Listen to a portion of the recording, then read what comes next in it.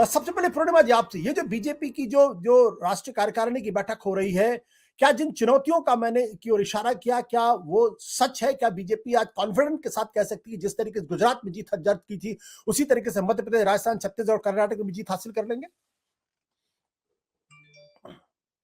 आपको अपने को अनम्यूट करना पड़ेगा पूर्णिमा जी, अनम्यूट करें। चुनौती तो है आशुतोष जी, क्योंकि जिस तरह से 2023 में 9 राज्यों के चुनाव हैं और 9 राज्यों में 4 बड़े बड़े राज्य हैं जिनमें की बीजेपी, हेलो जी बोलिए, जिनमें कि बीजेपी का डायरेक्ट मुकाबला कांग्रेस से होना है। अब जैसे कि पिछले हमने चुनाव में देखा, हिमाचल में कांग्रेस के अगेंस्ट बीजेपी की हिमाचल में हार हुई, तो जहां पे कांग्रेस सीधे मुकाबले में है और सिर्फ मोदी जी ही एक चेहरा है, वहां पे इनके लिए मुश्किल पैदा हो रही है। अगर हम राजस्थान, मध्य प्रदेश, छत्तीसगढ़ और कर्नाटक की बात करें, तो मध्य प्रदेश में तो बीजेपी हारी थी, बाद में जरूर इन्होंने उलटफेर करके अपनी सरकार बना ली। छत्तीसगढ़ में कांग्रेस की सरकार बनी, कांग्रेस राजस्थान में भी सरकार बनाने में कामयाब रही थी पिछली दफा। तो वो स्थिति में बहुत ज्यादा कोई बदलाव आया नहीं है इस बार, और कांग्रेस अगर थोड़ी बेहतर पोजीशन करती है पिछले बार के मुकाबले, तो कोई आश्चर्य नहीं है कि बीजेपी के लिए बहुत बड़ी मुश्किल होगी। कर्नाटक में बेशक इनकी सरकार हो, लेकिन वहां पे कांग्रेस की स्थिति, जो रिपोर्ट्स हमें वहां से ग्राउंड रिपोर्ट्स आ रही हैं, वहां कांग्रेस की स्थिति बहुत बेहतर दिखाई दे रही है। फिर वैसे ही त्रिपुरा, नागालैंड वगैरह में भी चुनाव है। त्रिपुरा में हमने हाल ही में पढ़ा है कि सीपीएम और कांग्रेस मिलकर चुनाव लड़ेंगे इस बार। तो जब सीपीएम, ये सीताराम येचुरी ने कहीं पे कहा है, कहीं स्टेटमेंट दिया है, तो अगर ये कांग्रेस और सीपीएम मिल जाते हैं तो क्या बीजेपी के लिए त्रिपुरा भी आसान होगा? तो चुनौती तो है, और राष्ट्रीय कार्यकारिणी में इन्हीं चुनौतियों पे चर्चा होनी है, क्योंकि बीजेपी चाहे इसे माने या ना माने, जनता इसको 2024 का सेमीफाइनल, प्रीकर्सर जो कह लीजिए, उस तरह से देखेगी। भले ही पिछले जो हमारे चुनाव हुए हैं उसमें कभी कभार उलट जाते हैं, जैसे 18 में इन जीतों स्टेट्स में, राजस्थान वगैरह में कांग्रेस जीती थी, लेकिन 19 में फिर बीजेपी ने बिल्कुल स्वीप कर लिया था, तो वो भी होता है।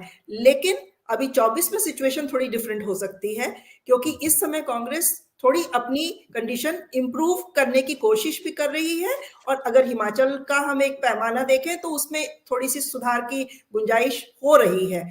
तो चुनौती तो है, और इन्हीं चुनौतियों पे इस राष्ट्रीय कार्यकारिणी में चर्चा होनी है।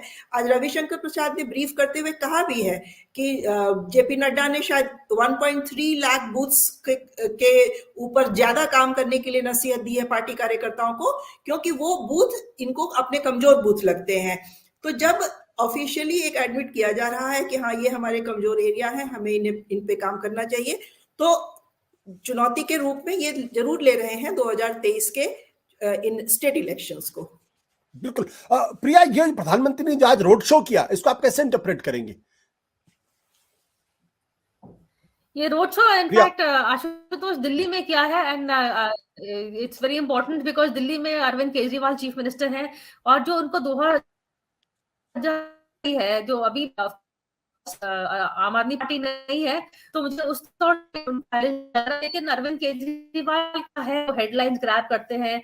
अभी दिल्ली का मेयर का इलेक्शन भी आ रहा है, और हर इलेक्शन को प्रधानमंत्री बहुत सीरियसली लेते हैं, स्पेशली अरविंद केजरीवाल के खिलाफ कुछ हुए तो। फिर मुझे ये ज्यादातर दिल्ली का ये एक थोड़ा सा, एक तो ऑफकोर्स दिल्ली जो कैपिटल में करते हैं सब जगह खबर बनती है, जो नरेंद्र मोदी करते हैं सब जगह खबर बनती है, लेकिन ये अरविंद केजरीवाल की तरफ भी थोड़ा इशारा है कि उनके गढ़ में वो इतना बड़ा रोड शो करेंगे, और इतनी पूरा ट्रैफिक रुक गया, मतलब हमारा पिछले 4-5 घंटों के लिए।